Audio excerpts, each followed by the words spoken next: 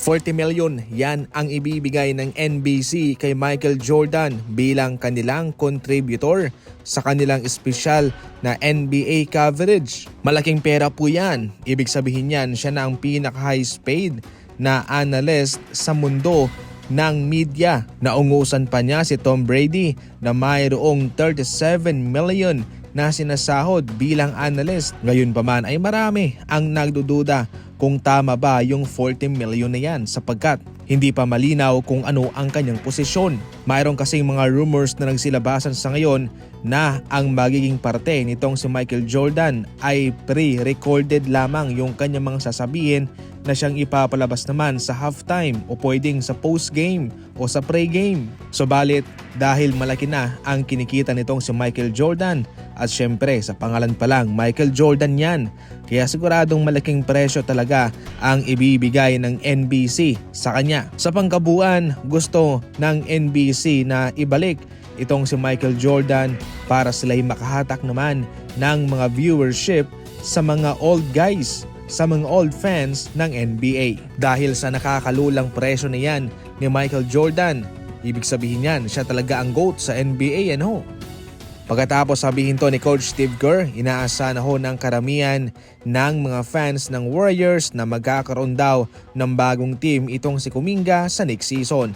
Ayon mismo sa isang programa, sinabi mismo ni Coach Steve Kerr na napaka-tricky daw ng posisyon ngayon ni Kuminga sa kanila. Gifted naman daw ito at alam niya na nais at sabik na sabik itong si Kuminga na magkaroon ng malaking papel sa kanilang team.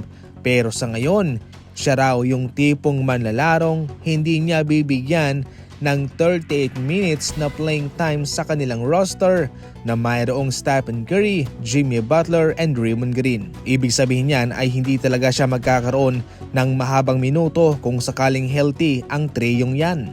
Bilang isang head coach, ginagawa lamang ni Coach Steve Kerr kung ano yung sa tingin niya ang nakakabuti para sa kanya. Pero kay Kuminga, hindi po ito maganda. Less exposure, ito ho'y nakakasakit sa kanyang value at sa kanyang pride at sa kanyang development. Sa ating huling balita naman, tinawag na bias itong sa Stephen A. Smith nang sabihin niya na hindi pa raw star player type itong si Tyrese Haliburton. Take note na hindi biro ang ginagawa ni Tyrese Haliburton at ng buong Indiana Pacers sa kanilang mga nakalaban sa playoff.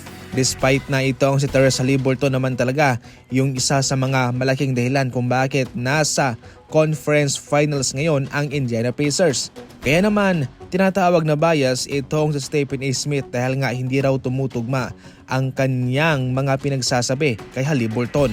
At ang nagpapatunay pa rito na siya isang bias sapagkat siya isang diehard fan ng Knicks na sa ngayon ay kinakalaban naman ng team ni Haliburton. Para sa mga fast break balita, tumutok lang palagi. Maraming salamat po sa panonood.